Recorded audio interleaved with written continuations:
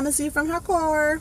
So I just wanted to let you know that I was able to catch Insecure and I was here for it. I also saw Housewives of Potomac. I was here for it. And I didn't catch Basketball Wives yet, but I will, and then I'll come back to you with that. So let's talk about Insecure first. So, Insecure. Wait a minute. Before I get too deep into what I'm about to say, I need you to go ahead and like. I need you to go ahead and comment, and I need you to subscribe, baby. I need to know that you out there. Okay. All right. Well, let's get back to it. So, Insecure. The new theme music is Miguel. I was here for it. You know, nobody sounds quite like him. You know his voice when you hear it. And I was here for it. It was okay with me. So it starts out with Daniel. He making love to somebody, and you couldn't tell quite. You couldn't tell right away who it was, and so you were left to assume maybe it's Issa, maybe it's not. It's not. It is definitely not Issa. She is completely on the couch trying to get some sleep, but he is so loud, and the girl is so loud that she can't get no sleep, and she on the couch, and that's disrespectful just a little bit. I mean, I know it's his house and everything, but I mean, come on. I mean, you know she on that couch, and you know these walls is thin, and you know she can hear you. But I think that's the point, y'all. I ain't gonna tell y'all nothing else. I think that's the point. Anyway, so Issa's hearing everything that's going on in the room, and her phone rings, so she takes her call, and all of a sudden you see her start to get up and get dressed, but she takes one more look back at the door like, really? Like, you just gonna be in there just doing stuff all loud so I can hear it? So she leaves, and you wondering like, where's she going in the middle of the night? You're only left to assume that it's the middle of the night, so you're like, well, where's she going? Child, she gonna go drive for Lyft. She's about to go get that money. Okay, so she picks up her customer, the one that calls her, and got her out the house, and everything looks good. Everything seems good. He gets in the car. She says hello, and he goes to say anything. Before he could get it out, he's throwing up in the backseat of the car. I mean, ew.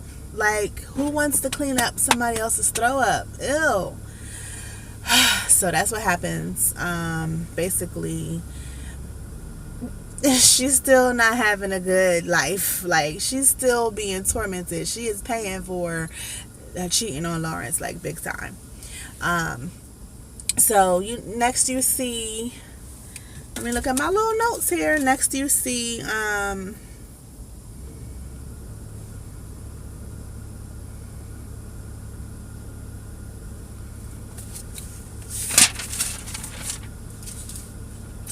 so next we get to Molly. Molly is on vacation, honey, and she is strolled out in her lounge chair at the beach, it looked like. And she's living life. Nothing from last year has fazed her. She is a new woman. She got her some vacation bay going on, and all is right in the world, it looks like. So he trying to, he knows that she's about to leave. And I guess so is he. So he's trying to meet up with her in the States. And she's like, well, wait a minute. What you mean? How you following me? You got a visa? And he was like, yeah, I'm from Cincinnati. And she was like, let me cut this off right here. So she didn't say no, but the way she sipped on her drink was a no. Okay? So then it takes us to Issa again. So Issa's in the bathroom, and she's getting ready. I guess, it's morning time by now. She has already gotten back from her client and everything, and it's that morning. And so she's in the bathroom, and she's just looking at, like, the medicine cabinet, but there's no mirror on it. Who does that? I don't even understand. So all of a sudden, Daniel just pops into the bathroom. And she's like, oh, I'm sorry, I'm about to leave. You know what I mean? Like, it's almost like, I really feel like he was trying to catch her. like naked or something. Like, I think he's doing a lot of this stuff on purpose. I think he's got some inner petty coming out, and I don't know why Issa hasn't caught on to it yet, but you can definitely see that some of the stuff he's doing is on purpose. Like, I think he really was meaning to catch her naked in there, and maybe he thought something was going to happen from it, but it didn't. She was just like, oh my gosh, because she feels like she's inconveniencing him, and she understands that he's letting her stay there and she's not paying any rent or anything, but she still feels like, you know, she wants to stay out of his way and make sure that she's not, you know, bothering him in any way. So she gets a little nervous and she's, oh, I'm sorry, you know, I'm about to leave or whatever. So she leaves out. But before she leaves, she just has to know this one thing. And you know, women, we just gotta know, like, are you doing this on purpose? Like, did you know I was in the other room, like, last night when, you know, you was doing some stuff, like the moaning, and all that? Did you know I was in the other room? So he was like, yeah. Like, it was no big deal. He knows what he was doing. He knows.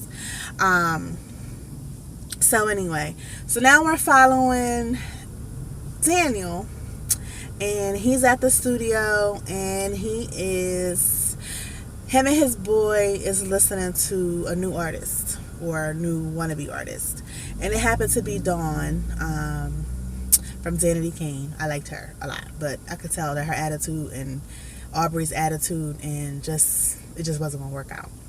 She got a whole new face. I'm surprised that we can even recognize her, and I know Aubrey has a whole new face too. Surprised that anybody can recognize her. I just don't understand what happens when they go to Hollywood. Like, their whole face has to be redone. Like, Jesus ain't make nothing beautiful about you. You just, everything gotta go. I don't understand that, but okay.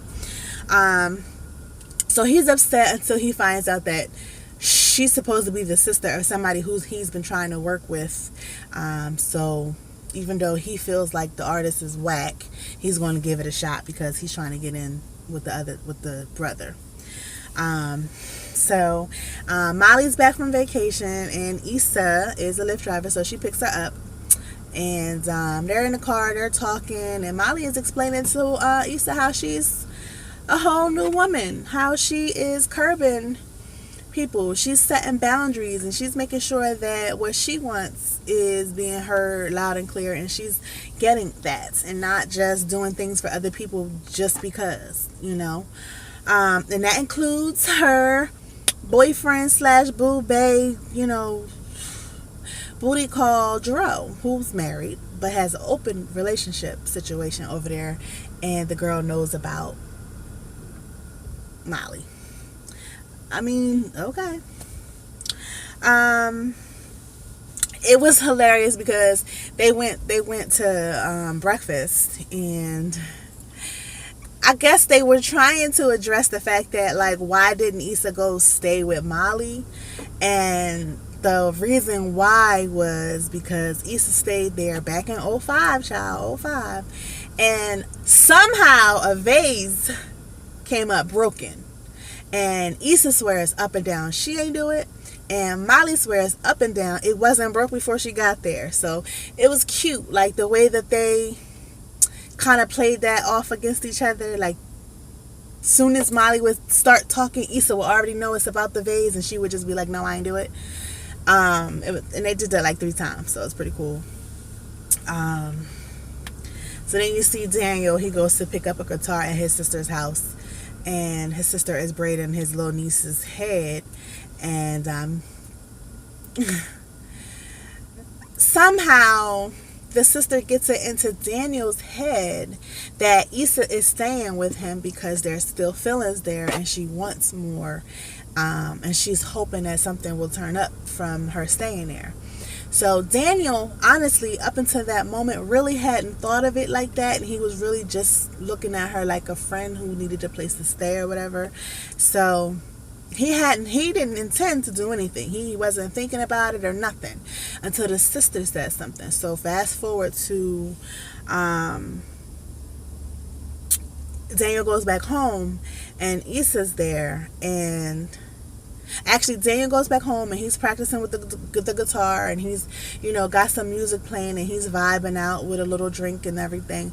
And Issa comes in and she sees the guitar, and she hears the music, and she points out that what he has recorded is live instruments all mixed in together. And so he was impressed that she knew that. And it was just a little bit of small talk, a little banter. But to me, for them to be friends, they still, and of course, because of what happened between them last season,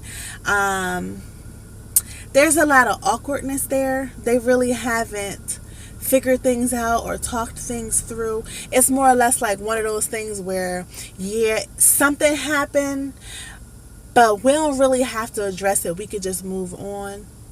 But there's always that something in the air because we never addressed it. Well, that's kind of how it is with them.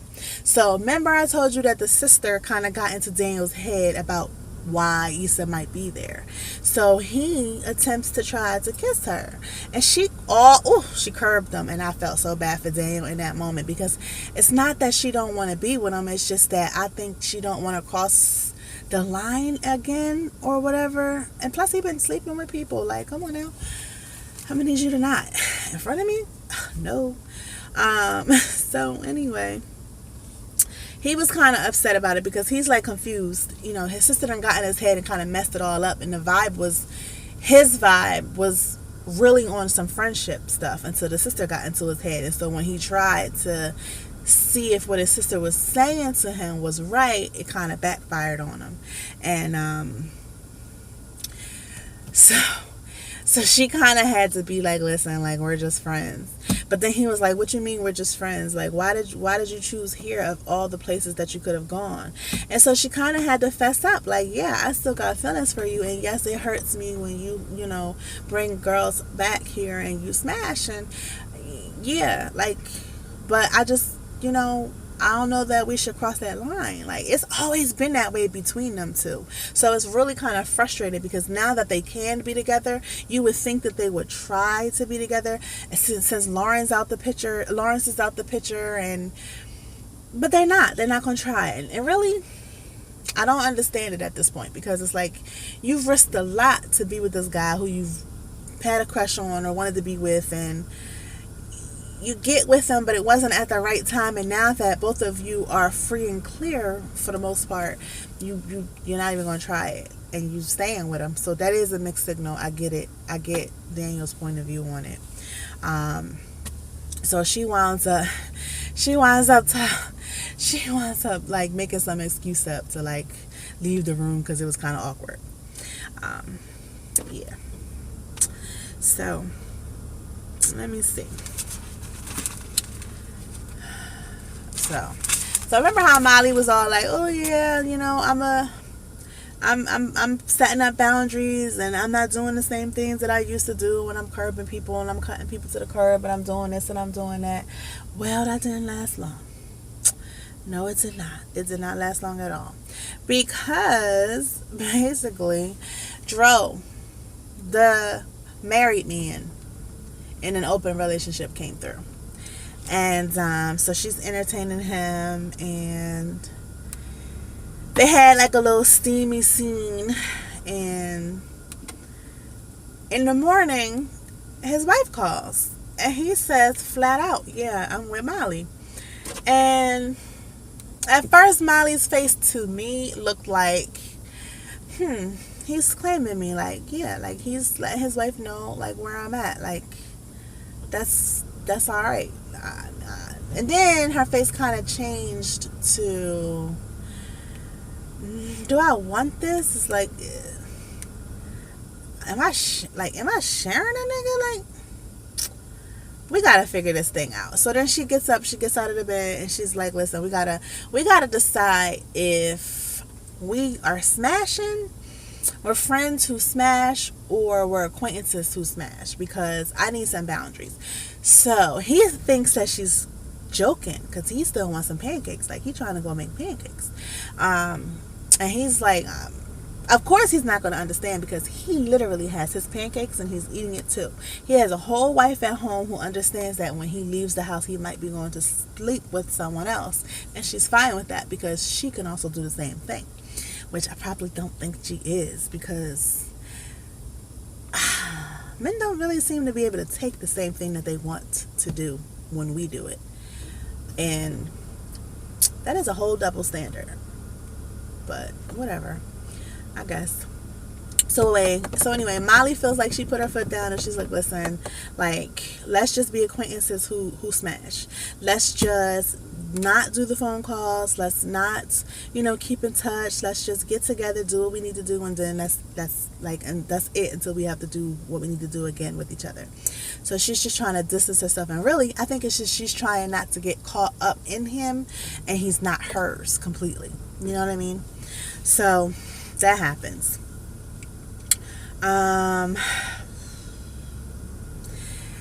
Issa's whole life, ever since we have known her, maybe for like a good 5 minutes, no, not even for a good 5 minutes in the beginning, not even for a good 5 minutes in the first episode, the first season, because the first season she was complaining about Lawrence, about how he needs to get up and get a job, about how it don't matter that you feel like you're up here and the jobs are all down here. You need one of them down there jobs. Go and get one. Let's support, get up.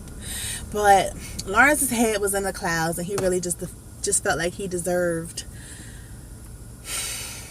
what he deserved and did not want to go and get that I gotta do what I gotta do job to make it until he gets the job that was up here where he felt like he deserved it. So so here we are in season 3. She cheated. So now her life has deteriorated. Lawrence is gone. She's been demoted at her job. I don't even remember what happened for her to get demoted. Oh, I guess it was the party. I thought everything went smooth with the party. Maybe I gotta watch the end of season 2 again. But anyway, so she's been demoted. She's no longer allowed to go out into the field. So she's making phone calls. She's in a proverbial cubicle. And so she's just there. She's making phone calls. People are dumping their work onto her. And she's doing it. And it's a job. So she's doing it. She's really hoping that she can get back out in the field and get back to talking to the kids again and interacting with the program like she was before. And that's what she tells Frida when Frida comes by, because Frida's been made to spy on her and see what she's doing. And Frida was too scared to do anything, too scared to make waves, too scared to say anything, too scared to inquire for Issa when Issa would be able to go back out into the field. She was just too scared to do anything. So whatever. Well, now Issa gets herself into trouble at work because, and I felt like this was real, I don't know. I feel like, I don't know, are jobs really hard to come by in LA? Because shit, I think I would have quit. I think I would have. Oh man, my camera is doing some weird stuff, y'all. It's a little grainy now, and I'm losing the light of the sun, so I apologize, but it is what it is. Anyway, so Issa her job right now is to make some phone calls to kind of just, keep the partnerships with the schools that they have partnerships with, to keep a good relationship with those. So she gets to the last one, and one of them is ending their partnership because there's not enough diversity within a company. She's the only African American there. All of the publications and advertisements specify diversity. However, when the people come to the schools, in an urban neighborhood, mind you, they're all white. And that just doesn't always translate. I mean, you have to have either at least balance or at least urban representatives, whether they're black or Spanish or whatever. But you got to at least have that. And without that, a lot of the schools were backing out of the programs. And there was something racist happened. Something where the the owner of the program is deemed racist to some of the schools that Issa was calling. So Issa decided to call after getting all that type of feedback, she decided to call one of the schools that had already been marked off that did not want to partner with them for that school year. And she called them and she found out that that's what the problem is. Everybody's interested in having some diversity. There's not enough diversity. There's only one. All of what I just said is all of their problems, most of them. So she goes into the manager and she's thinking, I can solve this. If you send me out into the field, I could be that urban representative like I was before, bringing in the partnerships from the schools. Why she do that? Because when she went into the office, she got her whole head chopped off. And it was more or less like, I didn't ask you to do that. I did not ask you to make phone calls of the ones that were already crossed off. I didn't ask you to be the mouthpiece for this office. I didn't ask you to be the representative. I didn't ask you to speak on our behalf. It was all three of the same things. But that's what she was basically going off on her. And I was like, wow. I mean, when you're proactive and you take the initiative to find out what the source of the problem is that's causing you to lose partnerships, which will eventually end your program as a whole, I would think that would be some information that you would want to know. But unfortunately, baby girl, that was not called for. She didn't want all that.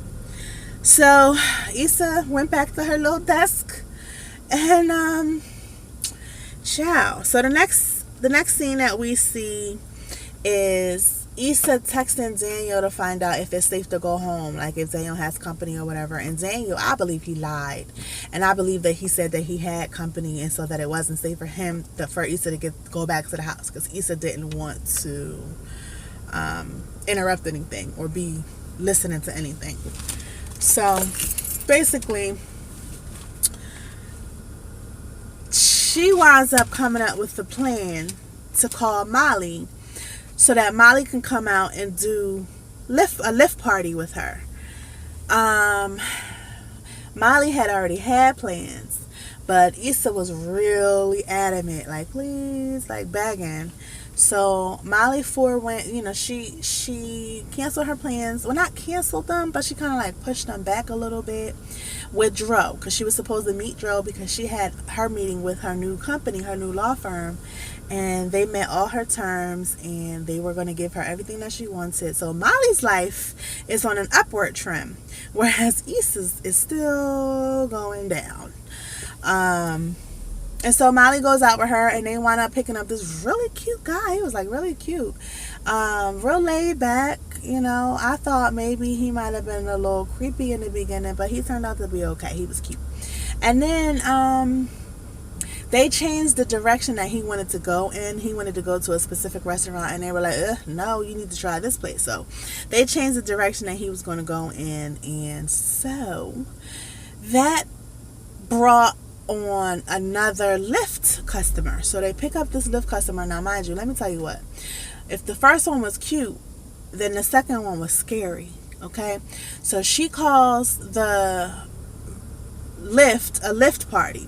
So he's like, party? Word. Dude starts trying to roll up in the back seat of the car. And Issa was like, can you not do that? No, can you not do that? No. And the guy was like, what you mean? Like, he started to get real, like, comfortable. Let's just say he was calling people bitches and all kinds of stuff was happening in the backseat of that car. And then he didn't care. So he was still trying to roll up, and then Cutie Pie snatched the blunt from him, threw it out the window. And so Scary, turned out he wasn't scary at all. It was the cute one that was the scary one, because the cute one went ham on him in the backseat of the car and was beating his ass. Sorry about that, y'all. My son, I love him to pieces, but he just loved to check on his mama and see what she doing. So anyway, so Scary turned out to be a big ass baby, because Cutie was tagging him up in the backseat of the car, and they was like It was crazy. Like, it was everything that I get scared of when you think of driving Lyft, or when you think of Uber, or when you think of just random people getting in your car. Ciao. So they wind up pulling over, and Cutie gets out and runs, and like just runs off. And they're like, well, wait a minute, you can't just leave like that because we got dude in the back. You just beat the mess out this man. Like, what are we supposed to do with him?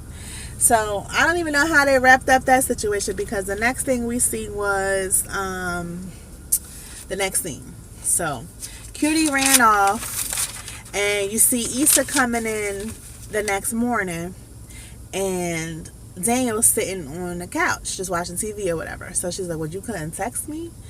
Like, I mean, I bet you in her mind, she's like, well, none of this even had to happen if you had texted me so I can go home. Okay? So they have that little thing, and then it moves to Molly. And Molly is trying to wash away the crazy day that she just had. And she was going to put on something nice and sexy or whatever, but then she just decided to get real comfortable and cute and put on like a little romper nighty-nighty thing. And she comes out of her room into her living room, and who the hell is sitting at her bar? Dro. So she like, so you just let yourself in? Like, that's the question that we ask in that way when we mad, we don't like what you just did. We trying to be cool about it though.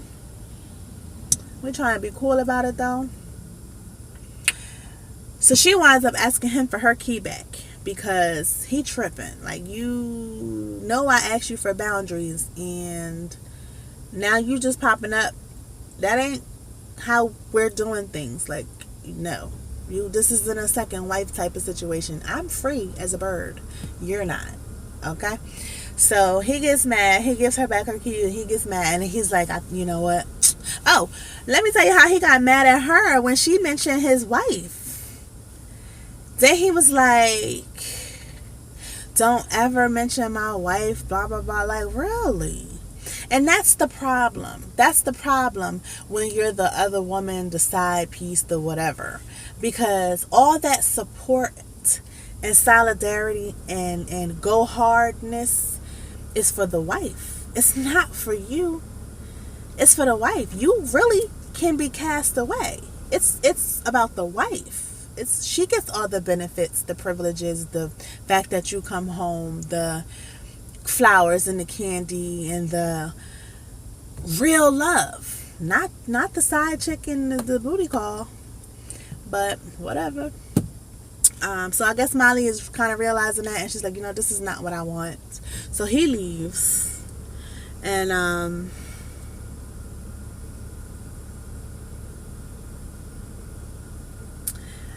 Issa, now we're back at Issa. Issa's sitting on the couch and she's watching TV, and Daniel comes out, and Daniel's about to go somewhere, but he sits down, he watches TV for a little bit, and he sits down with her, and they're just kicking it. I guess it was just to let her know, like, everything is cool, like, I'm not mad about anything no more. You cleared it up for me, and I will respect the fact that you're here, and while you're here, I'll go somewhere else and do my stuff. So I think that's what that was, because then he was leaving for the day. He was like, you know what, you got the crib for the night, you know what I mean? Like, I'm not gonna be coming home tonight. I got some plans. And I guess Issa didn't want to be all alone by herself, because he left, and then shortly after he left, she picks up her keys and she opens up her Lyft app and she logs in, signs up, so she goes to work. And that's where we left it at. And then they do the unwind, they do the wind down at the end, and I thought that was really neat. And so that was pretty cool. Some of the things that I did like about it was the fact that they had a TV show that was supposed to mirror Martin, like a 90s TV show, and my girl Erica Alexander was on there, and I liked it. It was a little hard for this day and age, but if you're channeling your inner 90s, then it was an alright show. But that was it. Don't forget to like, comment, and subscribe. Let me know if you think Daniel was being petty doing them girls or that girl, because he has a whole girlfriend. Like, that's his girlfriend. Like, so what? Let me know what you think about how Daniel was kind of being petty. Do you think he was being petty, or do you think that he was really just in his house just being comfortable when he would bring his girlfriend over and they would do things in front of Issa, like where she could hear it? All right, let me know. Bye.